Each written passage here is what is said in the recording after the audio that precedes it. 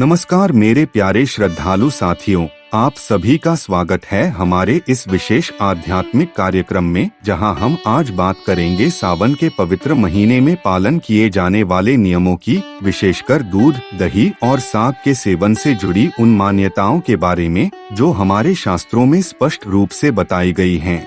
सावन का महीना कोई साधारण समय नहीं होता। यह महीना भगवान शिव की उपासना, जप, तप और आत्मशुद्धि का समय माना जाता है। माना जाता है कि इस महीने में की गई पूजा, व्रत और नियम का फल कई गुना अधिक मिलता है। लेकिन क्या आप जानते हैं, सावन में कुछ चीजों का सेवन वर्जित भी माना गया है। जी हाँ, शास्त्रों और आयुर्वेद दोनों में ही साफ लिखा गया है कि सावन के महीने में दूध, दही और साग का सेवन नहीं करना चाहिए। तो आइए जानते हैं इसका शास्त्रों से लेकर विज्ञान और स्वास्थ्य तक का सही कारण। धार्मिक और शास्त्रीय कारण। हिंदू धर्म ग्रंथों के अनुसार सावन में धरती माता को रजस्वला यानी विशेष स्थिति में माना जाता है।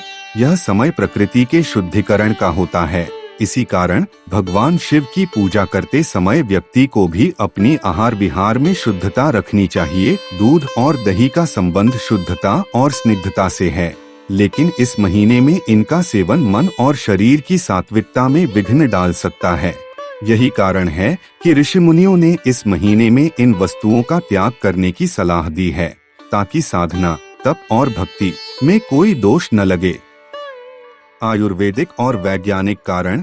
सावन का मौसम यानी बारिश का मौसम, जिसमें वातावरण में नमी, गंदगी और बैक्टीरिया सबसे अधिक सक्रिय हो जाते हैं।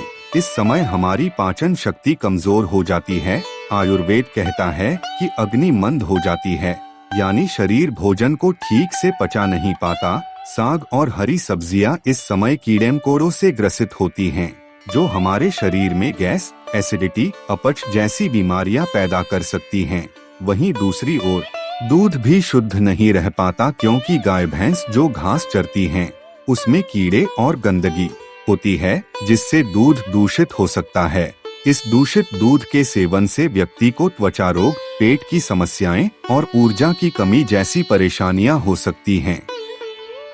सावन में किन और चीजों से करें परहेज। लहसुन और प्याज तामसिक भोजन माने जाते हैं। मांस, मछली, अंडा और मदिरा, ये सब भी सावन में पूरी तरह वर्जित हैं। ये सभी पदार्थ न केवल शरीर को भारी और आलसी बनाते हैं, बल्कि मन को भी अस्थिर कर देते हैं, जिससे भक्ति और साधना में बाधा उत्पन्न होती है।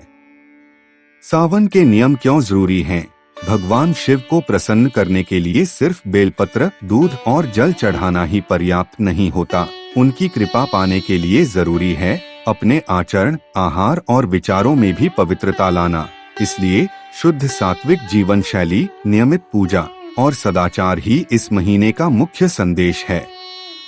सावन वह समय है जब शिव का आशीर्वाद खुला रहता है, लेकिन उस कृपा को पाने के लिए हमें भी कुछ त्याग करने होते हैं। दूध, दही और साग का त्याग कोई मजबूरी नहीं, बल्कि एक साधना है, एक अभ्यास है अपने तन, मन और आत्मा को शुद्ध करने का।